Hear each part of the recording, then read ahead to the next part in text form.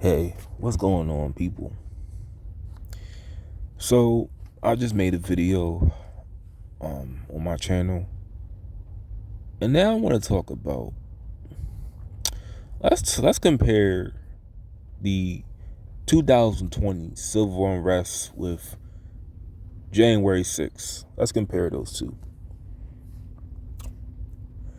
Now, there's been reportedly over 1,000 arrests made in January 6th, and there's still people being arrested to this day.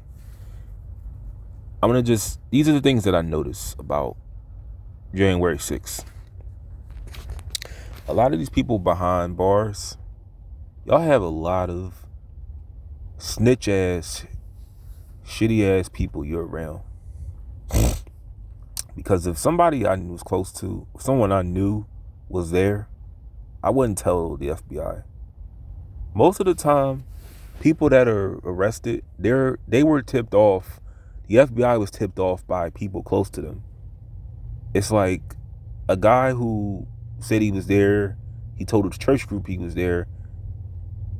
I don't respect that shit. You tell on someone that committed a crime that doesn't affect you. That is considered snitching. I'm sorry. When something doesn't, because everybody has their own definition of snitching, but when something doesn't necessarily affect you or ruin your life, you have really no means to tell. But I see how certain communities are, This is why certain communities have neighborhood watch. But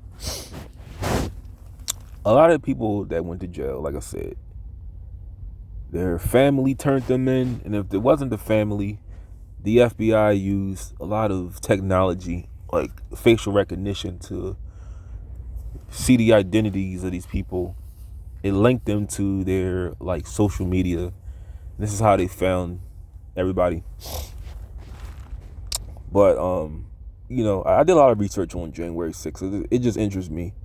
The average age, the youngest was 18, the oldest was 81. You turn that around, it's the same number. Well, not the same number, but it's the same two digits.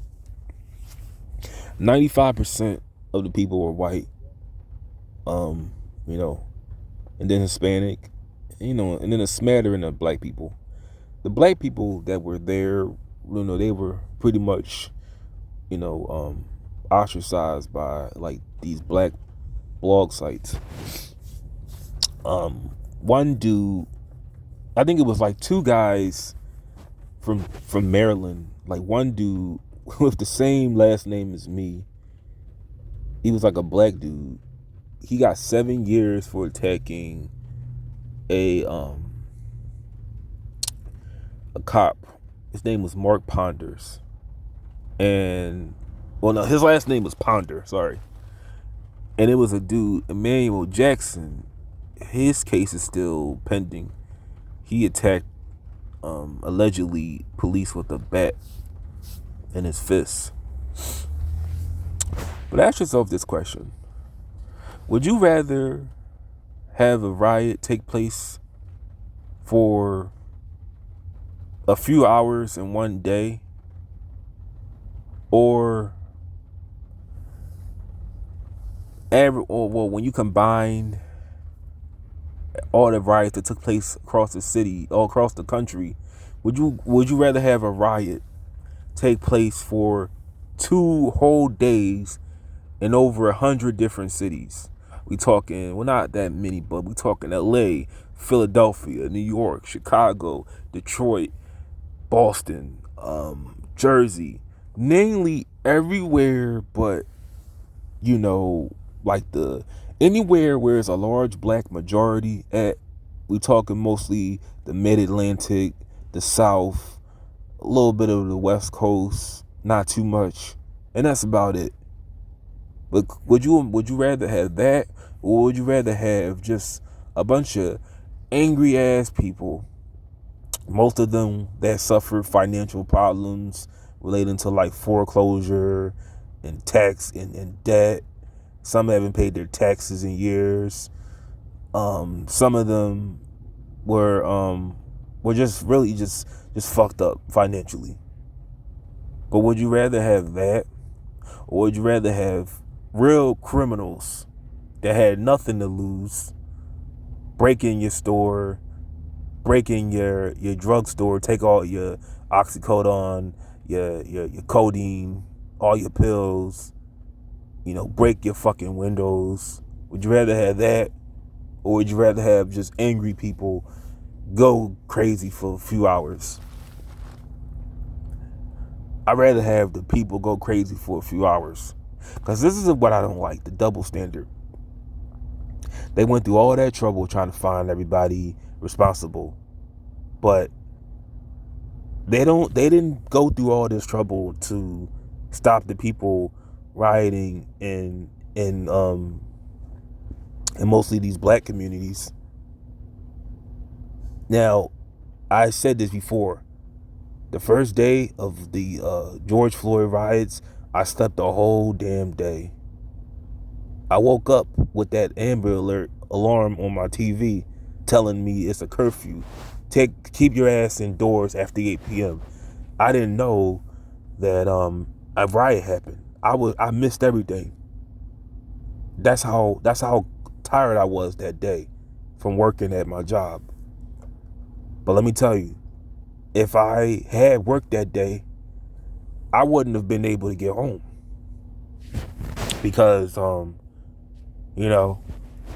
told you the time this dude, I watched a guy get robbed while he was waiting for the bus. If they're blowing shit up and trying to destroy ATMs and breaking in stores, you think the bus is going to stop for me? No. I probably would have had to walk home.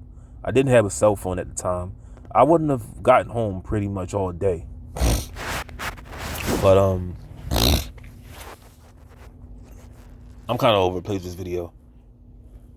I just think that